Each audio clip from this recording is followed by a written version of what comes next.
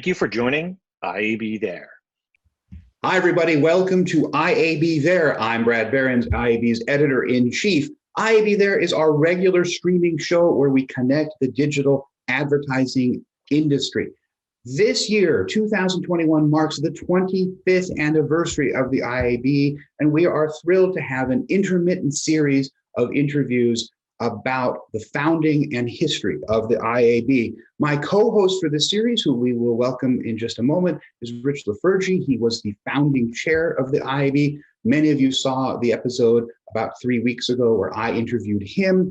Today, Rich is also the director of the Forays Institute of Advanced Advertising Studies. Today, we're also going to welcome Wenda Harris-Millard. She is the MediaLink vice chair, and she was the vice chair of the IAB in 2007 and then chair in 2008. We're leaping forward from the founding of the IAB in 96 to 2007, 2008. And why are we doing that? Because the economic times today with the coronavirus, the impact on the economy, the inflection point that the industry is facing, strangely and I think powerfully echoes what was happening in 2007 and 2008. So let's bring them into the stream. Welcome, Wenda Millard. Welcome, Rich Lafergie. Thank you so much, Brad. And hi, Rich. It's great to be here and really looking forward to this conversation. Rich, you're muted, but we'll take it. Thanks, Wenda. You bring so much history to the industry and the organization. It's great to have you here. So Wenda, let's talk with you about you, which is tell us about your history with the industry and your pre-digital experience. Like, what were you doing as the internet came alive and as the commercially advertising supported internet came around, and why did you make the leap? Yeah, so I spent 20 years in magazine publishing before I made that leap. And I think the reason that I wanted to participate in this new digital world was that at the dawn of that decade, the early 1990s, this notion of accountability started to creep into the conversation among marketers and advertising executives. And, you know, that very, very old by now joke, I know which half of my advertising, I know my advertising works, I just don't know which half. People used to laugh at that. By the 1990s, people stopped laughing and they wanted an answer. And I felt that this digital technology had the potential to provide the kind of answers that marketers were seeking. And so in 1996, I joined DoubleClick, I think as number 12. Kevin Ryan and I still argue who was 12 and who was 13. But for this broadcast today, I'll say I was number 12. And then from there, you went on to, let's see, I think it was Ziff Davis. Right, and then when... Yep, Ziff Davis, and then Yahoo in 2001. And that's when I met you, when you were the chief sales officer for Yahoo. This was, I think, around 2004, 2005. So let's zero in on when you first became vice chair of the IAB, leading into being the chair, because there were a lot of other things happening in your life at that moment, around about 2007. You were moving from Yahoo and going on to be the co-CEO of Martha Stewart Living Omnimedia, and we also had a global financial collapse. So talk with me about what was kind of going on for you in your life, both professionally and sort of like what you were seeing at the time. Yeah, so I think at the beginning of the revolution, very beginning of technology and digital entering the world of advertising, marketers were asking why. They were actually kind of whining. Why do I need to do this? And so we spent many years answering that question, why? And then one day, probably 5-6 years in, that question turned to, okay, well, how? And then we spent those next years helping marketers understand how to best leverage new technology and this new channel. And around 2006, 2007, I think the question changed to, but how do I put it all together?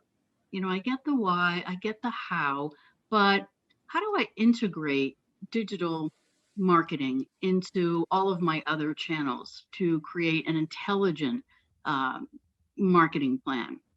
And so that's when I decided, after 7 years at Yahoo, 7 really fantastic years, that I wanted to put my background and all my learning together to answer that question, or try to. And so Martha, I was on the board of Martha, so I was very familiar with the company and the brand. But the reason that I found the opportunity to answer that question at Martha Stewart is that she had users, listeners, viewers, readers, and shoppers. And so in an attempt to figure out what does intelligent integrated marketing look like, that's the primary reason that I went over to run Martha. And so that was what was sort of going through my mind then. How do we put this all together? And let's take a quick sidebar. Tell us about what you're doing today, because after a few years at Martha Stewart, you moved over and were working with our mutual friend Michael Casson at MediaLink, and you're still the vice chair there. But Right. sort of how do you occupy yourself professionally these days? Sure. So I spent 12 or 13 years as Michael's partner at MediaLink, and we grew that pretty significantly over those years. And 4 years ago, we sold the company to a London-based firm called Essential. I moved over to London to launch MediaLink in Europe. And then last March, my contract was up, and I did not renew it, but I did agree to stay on as a consultant. So I do some consulting for MediaLink. But mostly I spend my time on boards, publicly held, I think 4 emerging technology and 2 not-for-profit. So I'm pretty busy putting all those years of learning to work to help some other companies thrive. So, Rich, I'm going to turn to you in just a minute, but let me just sort of set the scene. Thank you, Wenda. I'm so pleased to have both of you here. We just last week released the PwC annual spend numbers, and this is something that, as Rich and I discussed in our last episode about the 25-year anniversary, was key to the founding of the IAB. In 1997, the numbers were 900. I went through this last night. Went through the report. $907 million. In 2007, 10 years later, it was $21.2 billion, which was a 26% year-over-year growth from the preceding year. In 2008, and this is when this is the era we're really zooming in on, it was $23.5 billion, which is still 11% year-over-year growth, but less than 26% because, of course, we had the global financial collapse. For context, in the numbers we released last year, it's $140 million, which is 12% year-over-year growth. Again, a different level of growth in part because of the pandemic. And for those of you who want to see the report, you can find it at IAB.com. Wenda, here you come in 2007. You're the vice chair. Jim Spanfeller, another person the three of us all know well, was the chair. And then in 2008, you became the chair, and then a year later, David Moore became the chair. So, Rich, let's turn it to you for a moment, which is like, what were you seeing, as the person who's been part of the IB since its inception at that moment, and how do you have any reflections on what Wenda was just talking about, which is, and by the way, I think a very Wenda decision, which is to add the word intelligent before integrated marketing, leaving us to infer that so much of the integrated marketing at the time was perhaps not so intelligent. But Rich, here comes Wenda, who's been working to put it all together at Martha, leaving Yahoo. What was happening from your perspective? And you're muted, sir. At that point in time, we were very cognizant of the downturn in the financial markets, and we knew that online advertising had been accepted, but we just thought it was really just a kind of a pause in the growth versus back in the dot-com bubble burst, when we really had a crisis of conscience where people weren't necessarily accepting online advertising because they were assigning the value of online advertising based on the stock price of AOL and other companies. And when that bubble burst, all the marketers and advertising agency people who had been paying attention to online suddenly said, I'm not so sure. You see, I always thought it was kind of not real. So we had a real crisis back then. In 2008, it was a very different sort of scenario because, as Wenda said, we had already integrated ourselves into the marketing mix. And it was just a question of what is the right mix, and then how do you operationalize that? So agencies had their own digital hot houses for interactive, and they needed to get integrated into the overall holding company and become much more of the process.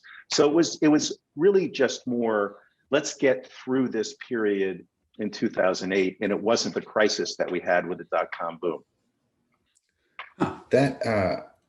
So then connecting the dots for me, let's go to what I think this is before we started calling it the annual leadership meeting, but the annual conference of the IAB in 2008. And Wenda, in one of your more quotable moments, of which there are many, you said, actually, let me tee it up and then ask Rich for what the response in the audience and the industry was. You said, we must not trade our advertising inventory like pork bellies. And this made the New York Times, among other places. So what was the response in the room, Rich? And then Wenda, I'm curious about how you look back on that. There was a gasp in the room because Wenda was saying what everybody was thinking, because there was this movement with ad exchanges that were selling the notion that inventory prices were going to go up. We were going to make more money if we only started to use ad exchanges. And on the publishing side, it was hard to understand how that was going to work and how the industry wasn't going to get commoditized. So it was the quote heard round the world in our industry. And it was still early with ad exchanges. It was still early with programmatic. We weren't really sure how it was all going to work out. The world has changed dramatically. And I think that was just a moment in time where we were still coming to grips with how that was all going to play out. And it was, I think, unusual for someone serving as the chair of the Interactive Advertising Bureau to be the person who made that statement. Is that a fair?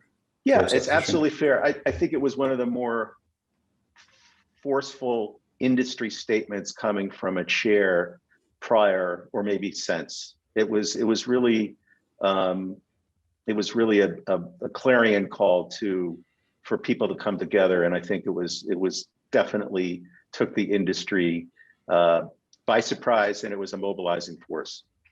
And Wenda, I'm going to come to you in just a moment, but we have this sort of arc of from ad networks to ad exchanges and trading desks to programmatic, where context has become increasingly divorced from advertising. And I think that's one of the things that statement about pork bellies was saying, although there are many technologists these days who will argue quite strenuously to the contrary. But I guess my question to you, Wenda, is looking back, do you still agree with yourself? Do you think you were right? And sort of look forward also, like how are things progressed since then? I think like many clarion calls, and by the way, that's exactly what it was intended to be. It was a heads up to the industry that we had people spending millions and millions and millions of dollars to produce quality content, and users or viewers of that content specifically chose it because they related to it, they enjoyed it, liked it. Not everybody views the same material, so the user was selecting that content that companies had poured millions of dollars in. And the rush to what we now call programmatic, seemed to ignore the impact of content on advertising. And that's something that traditional media has always understood, that context matters. I mean, think about the difference between the New Yorker and the Economist and the Atlantic, and some homegrown content that really lacks quality, lacks authenticity, authority, fact. There's a big difference between how a consumer feels about advertising in different environments. And so this clarion call that I made was to get the industry to acknowledge that if we just kind of gave it away, it was completely automated, we were going to crash pricing. And we were really going to hurt the industry and hurt all of the publishers who pour, as I said, millions of dollars into producing quality content. And so that was exactly what it was intended to be, Brad. It was a clarion call, and it was a slow down here. Let's think about this. In retrospect, was I right? Do I agree with myself all those years ago? Yes, I absolutely do.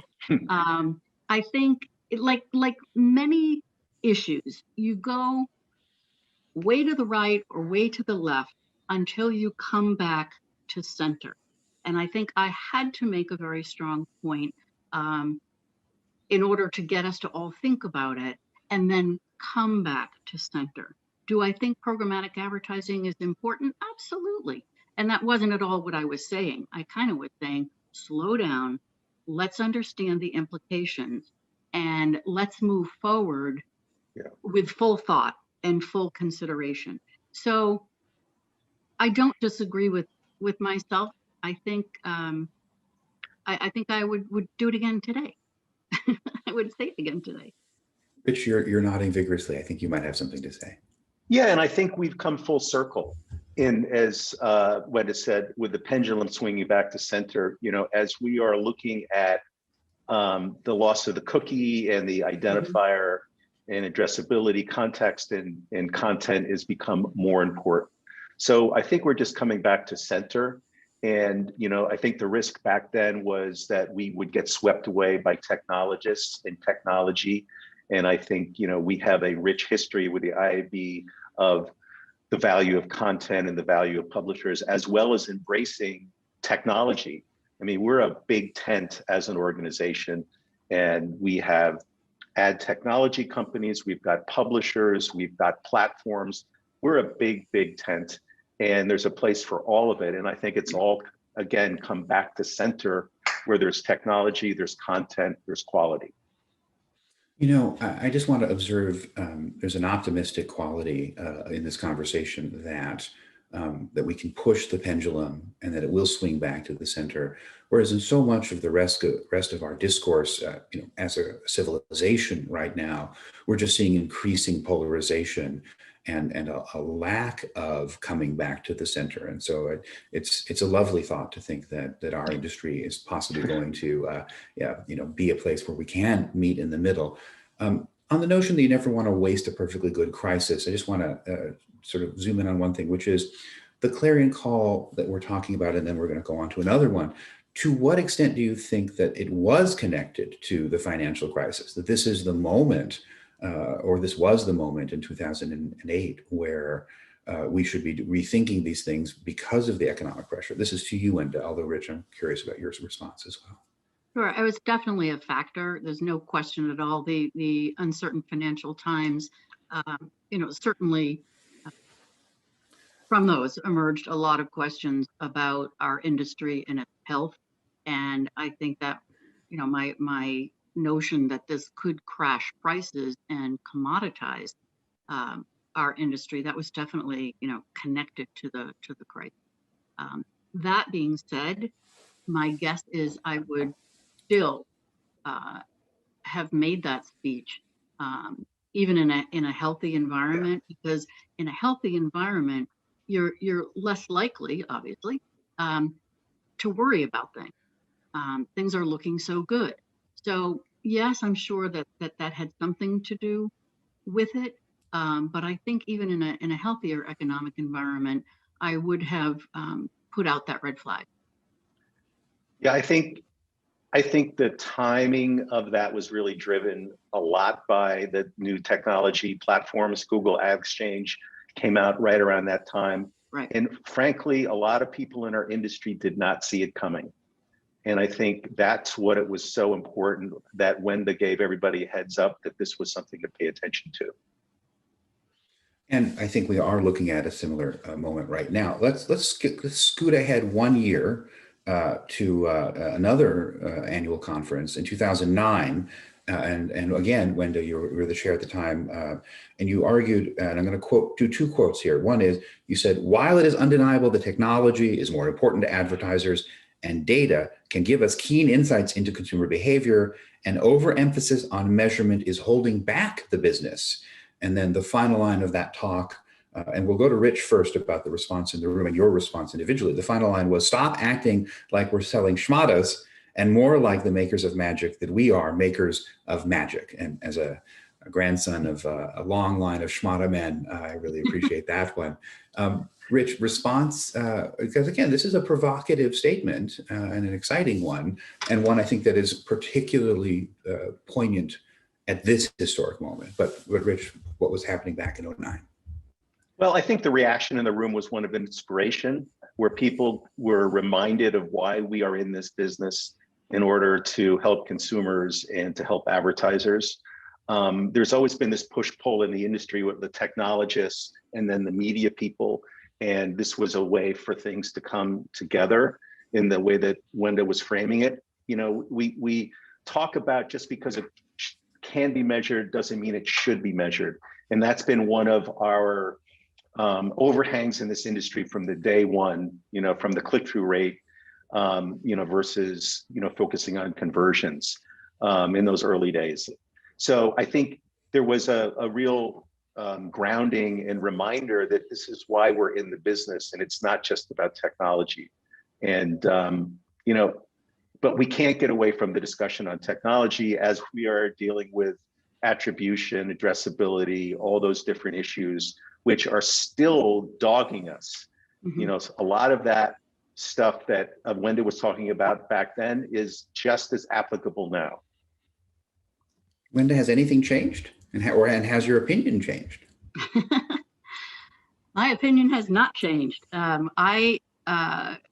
Because of my traditional background in magazine publishing, I had grown up in a world where art reigned because we had no way to measure. You know, if somebody said to me, gee, you know, how many bottles of Bufferin, you know, did that ad sell when I ran it in Family Circle? I'd be like, I don't know. How would I know? And, you know, there was just much more trust that art drove the business. And then I think at the beginning of the digital revolution, you know, I felt like for, I don't know, 15 years, I was sitting in a math, science, and technology class screaming, but wait. And, you know, again, I think it's another example of coming back to center. You know, at first it's all art and magic. And then over here, it's all science and technology.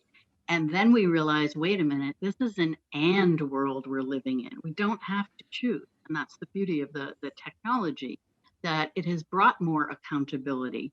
But I think if you try to quantify everything, you'll get really confused when you go to a museum. You know, how do you quantify, you know, the Van Gogh? And so we are part art and part science.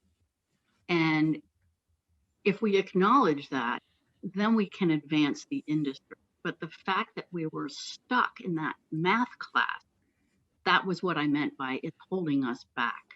And it wasn't a time, by the way, when we were particularly creative with content. And that was a lot of my focus at Yahoo, was helping the creative community understand the opportunities in digital.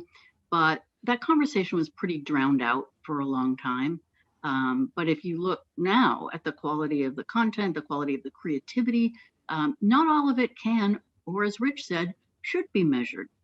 Art can live beautifully with science, and that's when we have a very, very healthy industry. Well, as both of you, I think, know, I started my career as a Shakespearean, so you're never going to get an argument from me against the value of aesthetics in human life.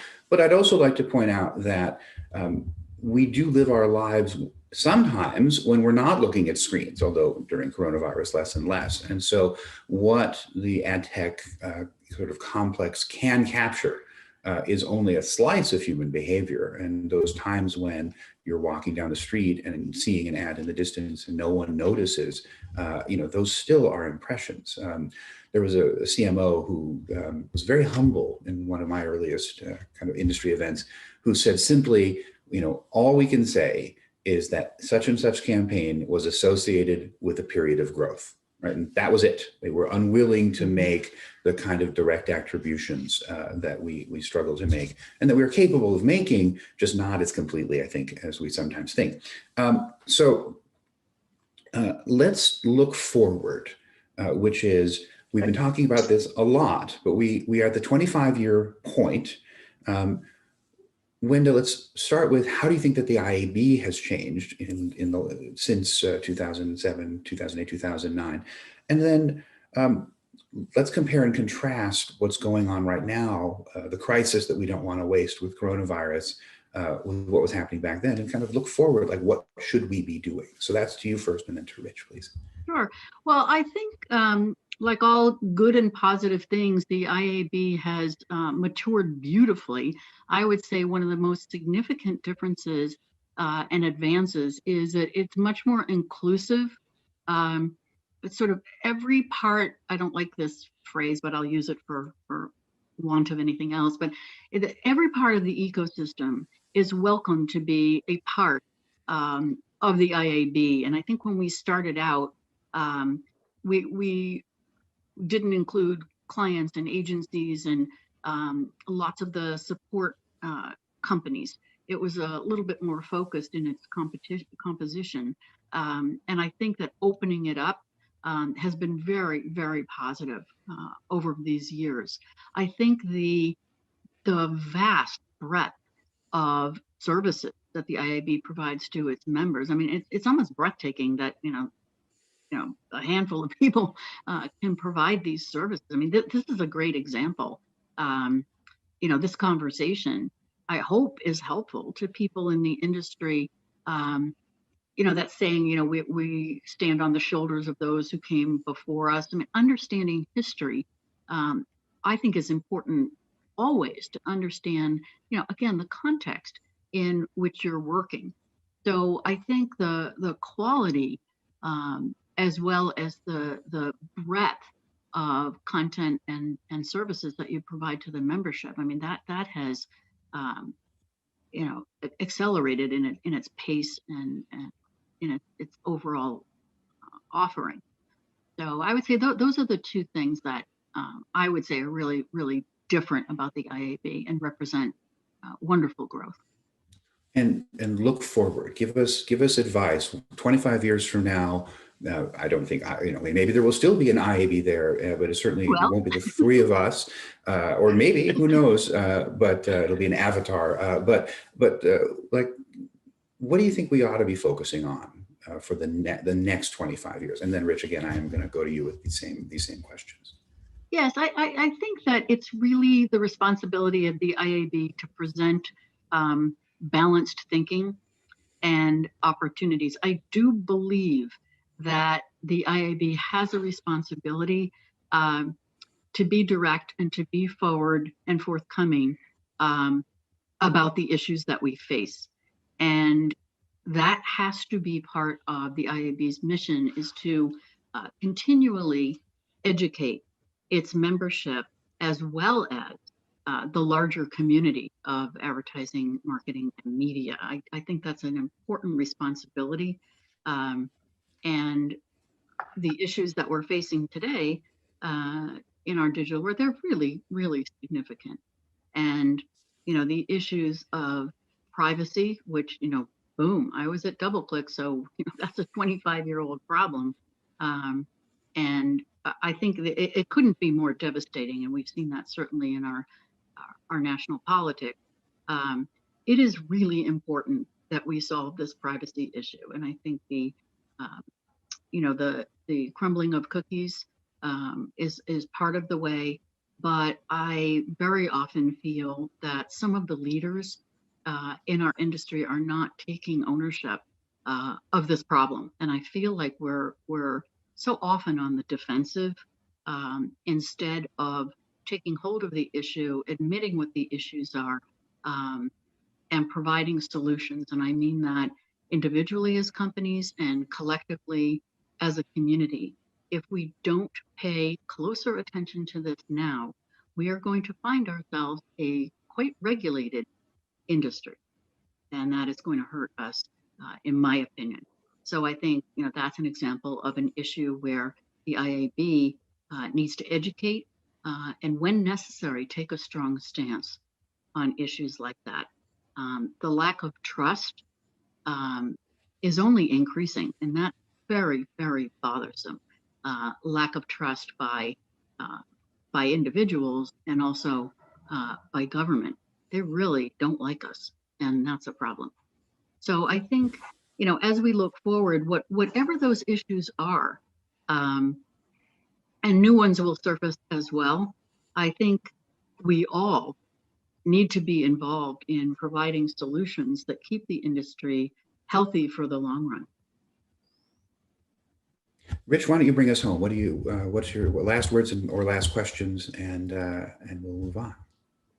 Well, to add to what Wenda was saying about how the IAB has changed since 2007, 2008, I think there's a few things in addition to the big tent and some of the other things that Wenda talked about. I think thought leadership has been a really important part of the kind of the DNA of the IAB, and Randy Rothenberg has done a phenomenal job of kind of bringing that home.